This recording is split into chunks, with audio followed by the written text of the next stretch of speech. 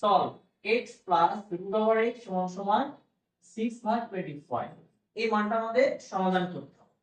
তো প্রথমে আমরা লেট একটা মান ধরে নিচ্ছি রুট ওভার x সমান সমান যে কোনো একটা মান আপনি নিতে পারেন p a b, অর্থাৎ এখানে x আছে, x ব্যতীত যে কোনো একটা মান আপনি নিতে পারেন, কোনো অসুবিধা নেই।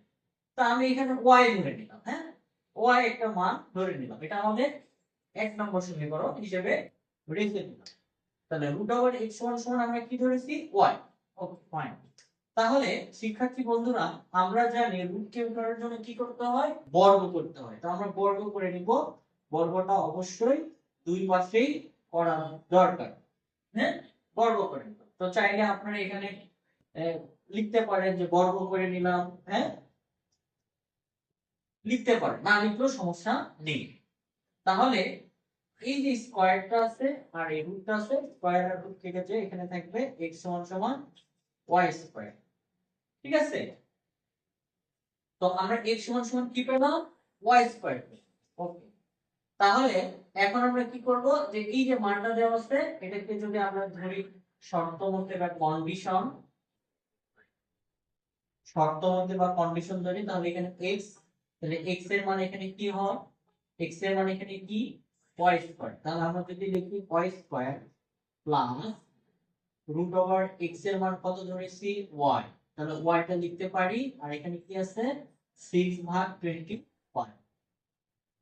তো এখন আমরা যে কাজটা করব, এখানে আমাদের কিছু নাই, মনে মনে কিন্তু 1 আছে, হ্যাঁ অর্থাৎ এটা লব হর যদি ধরতে হয় তাহলে এই পাশে লব হর আকারেই ধরে নিতে হবে। তার মানে এখানে কিছু নাই, মানে মনে মনে 1 আছে। তাহলে এটার সাথে এটা আমরা গুণ করব, এটার সাথে এটা আমরা গুণ করব, এটাকে বলা হচ্ছে বজ্র গুণন বা আড়াআড়ি গুণ।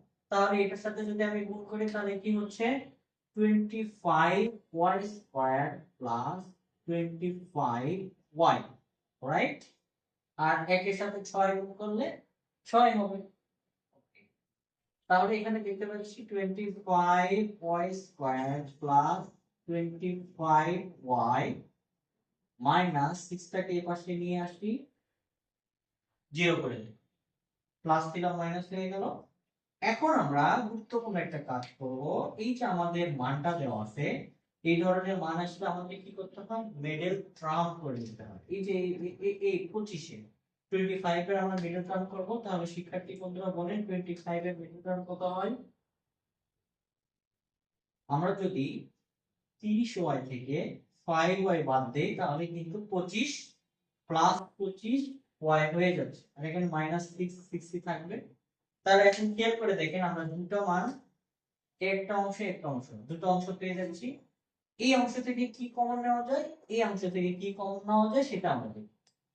দেখেন শিক্ষার্থী বন্ধুরা, এখানে যদি আমি 5y টা কমন নিই এই দুইটা অংশ থেকে, যদি 5y কমন নিই তাহলে কি দাঁড়ায়, 5y যদি কমন নেই তাহলে 5 আর 5 25, তাহলে 5 একটা এখানে পাচ্ছি, আর y যেটা একটা কমন চলে গেছে এখানে আরেকটা y, রাইট। আচ্ছা, প্লাস প্লাস দিয়ে দিলাম, তাহলে এটা 5 6 30, তাহলে 5 তো অলরেডি চলে এসেছে, এখানে কি থাকবে শুধু 6y, রাইট। 5 5 6 30, যেহেতু এখানে 5 কমন নিয়েছি তাহলে এখানে কি থাকবে 6 থাকবে, শুধু 6 থাকবে। তারপর এখান থেকে এই দুইটা অংশ থেকে আমরা কি কমন নিতে পারি, যদি -1 কমন নেই তাহলে এর সাথে মিলে যাবে 5y মাইনাস মাইনাসে প্লাস 6 সমান 0। এখন এই 5y প্লাস 6 দুইটা থাকার কারণে আমরা একটা মান নিচ্ছি, আর এই পাশে কি দাঁড়াচ্ছে 5y মাইনাস 1 সমান 0। এখন এই মানটা আমরা সমাধান করি। দেখেন এখানে কি আছে 5y,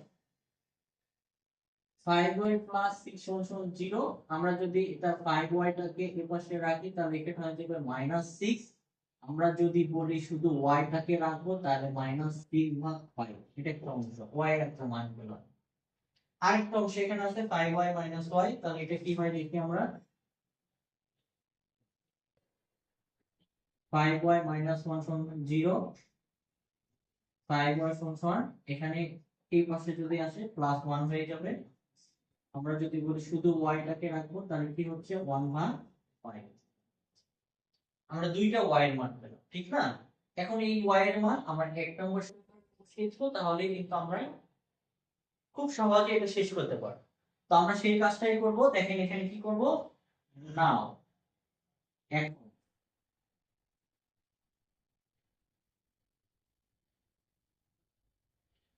putting the value equation putting the value equation number 1 এক নম্বর সমীকরণে মানটা বসাবো। তার মান y এর মান, y এর মান এক নম্বর সমীকরণে হয় যেখানে y এর মান যেহেতু দুইটা, তার মানে দুইবার বসাতে হবে। y সমান সমান -6/5 হলে -6/5 হলে তাহলে এক নম্বর সমীকরণ আমাদের কি ছিল? এক নম্বর সমীকরণ ছিল √x সমান y। তাহলে যেহেতু আমি কন্ডিশন নিয়েছি এখানে y সমান -6/5 হবে, তো আমরা এখানে √x সমান y এর জায়গায় লিখব -6/5। তো আমরা এটাকে কি করে নেব, যে রুটটা আছে বর্গ করে নিচ্ছি। তাহলে এখানে এটা কেটে দিয়ে শুধু থাকবে x, আর এই পাশে পাওয়ারটা যদি জোড় সংখ্যা হয় ভিতরে মাইনাসটা উঠে যাবে, তাহলে 6 এর উপর স্কয়ার মানে কি 36/25। এইটা আমরা একটা x এর মান পেয়ে গেছি। আমাদের মান কিন্তু y আরেকটা আছে, ঠিক না? এই y এর মানটা আমরা বসিয়ে দেব, তাহলে অঙ্কটা আমাদের হয়ে যাচ্ছে। আমরা যদি আরেকটা অপশন যাই, তাহলে এখানে দেখতে পারি কি দেখতে পাই যে y সমান সমান 1/5 1/5।